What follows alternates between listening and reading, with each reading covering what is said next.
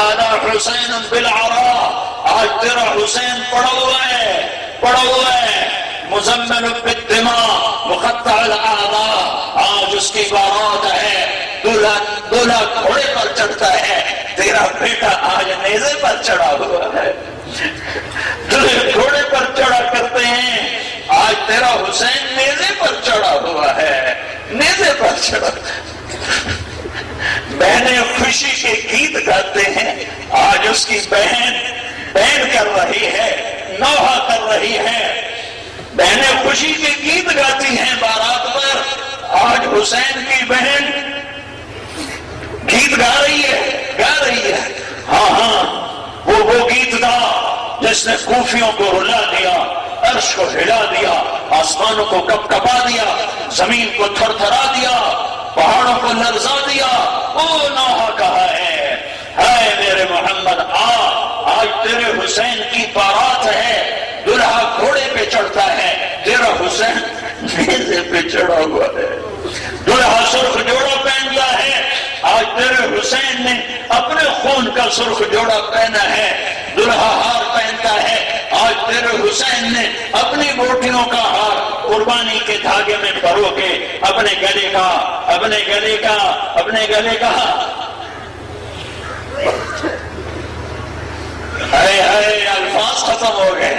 الفاظ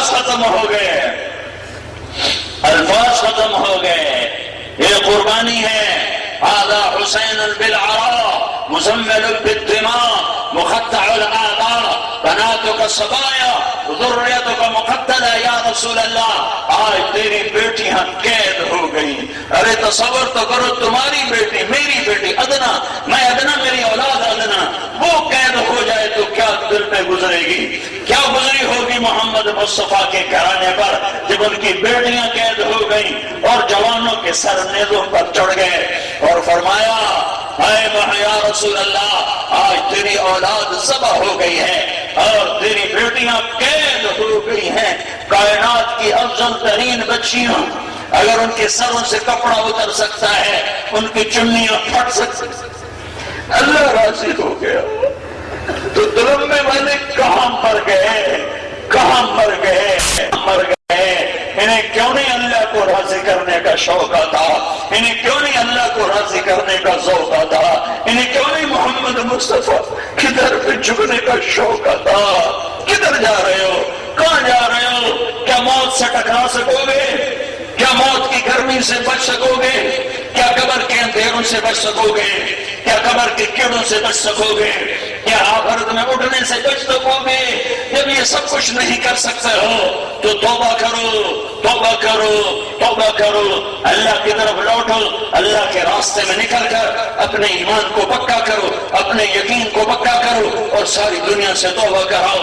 بولو توبہ کرتے ہو، بولو توبہ کرتے ہو، کہو یا اللہ میری توبہ، پھر کہو یا اللہ میری توبہ، ارے زور سے کہو یا اللہ میری توبہ۔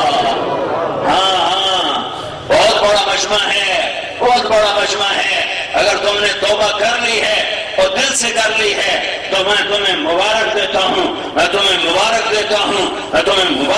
ہوں کہ اللہ کی قسم تمہارے سارے گناہ اللہ نے معاف کر دیے، اور تم اس وقت ایسے بیٹھے ہو جیسے ابھی ماں کے پیٹ سے نکل کر آئے ہو، تم ایسے بیٹھے ہو جیسے ابھی ماں نے تمہیں جنم دیا ہو، جیسے ابھی ماں کی کوکھ سے پیٹ سے تم نکلے ہو، جیسے ابھی تم ماں کی گود میں آئے ہو، جیسے ابھی تم نے دنیا میں آ کے قدم رکھا ہے، تمہارے سارے معاف ہو گئے۔ حقوق اللہ اب جو قضا کیے انہیں ادا کرتے رہنا، حقوق العباد جو غصب کیے دبا لیے وہ بھی واپس کرتے رہنا، گناہ تمہارا معاف ہو گیا۔ اس امت سے میرے بھائیو، ساری امت سے یہ توبہ کروانی ہے، ساری امت کو یہ پیغام پہنچانا ہے، ساری امت تک پہنچنا ہے۔ اس کے لیے ہے 4 مہینے کے لیے نکلو، 40 دن کے لیے نکلو، اللہ کی راہوں میں نکل کر یہ ایمان بناؤ، یہ ایمان سیکھو، دنیا میں بہار آئے اور ایمان کی بہار آئے اور اسلام بھی بہار دیکھے، ہم بھی بہار دیکھیں۔ خزاں دیکھتے دیکھتے عمر ڈھل گئی تو اللہ بہار دکھا دے، پر ہماری توبہ ہماری محنت پہ ہوگا۔ بہت بڑا مجمع ہے اور میرے اپنے علاقے کا ہے، میں اپنے علاقے کا کا سب سے زیادہ ہمدرد ہوں گا، چونکہ میں نے یہی جنم لیا، یہی میری مٹی ہے، میں نے یہی جنم لیا، میں تمہارے ساتھ خیانت نہیں کر سکتا، دو نمبری نہیں کر سکتا، میں تمہیں دیانتداری سے کہہ رہا ہوں اپنے اللہ کو راضی کر لو، تمہارے دونوں جہان آباد ہیں۔ تو نیت کر لی سب نے، سارے بھائیوں نے؟ اب بولو 4 مہینے چلے کے لیے کون نقد تیار ہے؟ بولو نقد بتاؤ۔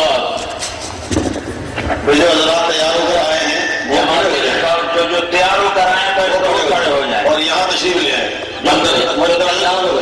جو تیار ہو کر آئے جب برآمدے میں آئے آ جائے بھائی، باقی سب بیٹھے رہے دعاؤں گے انشاءاللہ۔ جو تیار ہو کر آئے وہ اندر آ جائیں۔ فرمائیں جی۔ نہیں کیا یہ کیا یہ پکار اللہ سنا دے موت پر تو ہم کامیاب ہیں؟ تو کون بھائی ہمت کرتا ہے جی؟ نعتیں پڑھتا ہے یا دعوت دیتا ہے، تو اگر میرے بھائیو اس کو ہم کہیں گستاخ تو پھر عاشق کون ہے؟ فرمانبردار پھر کون؟ تو سیالکوٹ کے سارے شہر کی فضا ایسی تھی کہ نہ تو کوئی پانی پوچھتا نہ کوئی کھانا۔ رمضان کا مہینہ، رمضان میں تو ہر کوئی کہتا ہے افطاری کرو افطاری کرو، اور ہم جماعت اور ہمارے ساتھ ارب مہمان، اور کوئی ہمیں پانی تک نہیں پوچھتا، الٹا کے گالیاں دینی، بڑی غلیظ گالیاں، کہنا مسجد سے نکل جاؤ تم یہ ہو، گستاخ ہو۔ تو میں اس وقت بالکل نیا تبلیغ میں تھا، بالکل نو عمر، چھوٹی سی عمر، تو میں بڑا وہ ہو گیا، دل برداشتہ۔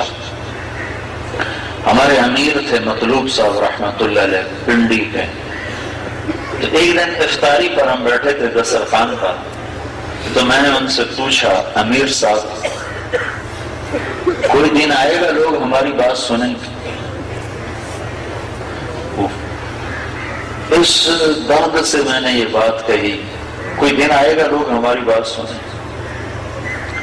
تو انہوں نے مجھ سے بات فرمائی جس کا خلاصہ یہ تھا، بات تو انہیں لمبی کی، مجھے وہ پوری بات یاد نہیں ہے، لیکن انہوں نے خلاصہ یہ بتایا تھا کہ بیٹا غریبوں میں کام کرتے رہیں، غریبوں میں کام کرتے رہیں، آہستہ آہستہ ایک دن آئے گا ساری دنیا سنے گی، بادشاہ بھی سنے گی۔